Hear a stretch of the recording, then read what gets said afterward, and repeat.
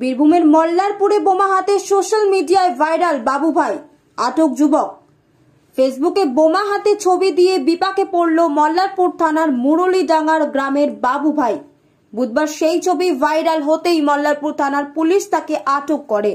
দর্শকদের মনোরঞ্জন বাড়াতে ফেসবুক প্রোফাইলে বোমা হাতে ছবি পোস্ট করেন তিনি। এটা দেখে এলাকার লোকজনদের মধ্যে বেশ চাঞ্চল্য ছড়িয়েছে।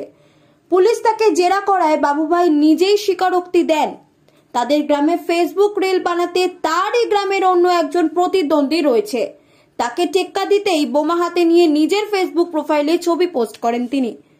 পুলিশ এ বিষয়ে তদন্ত শুরু করেছে।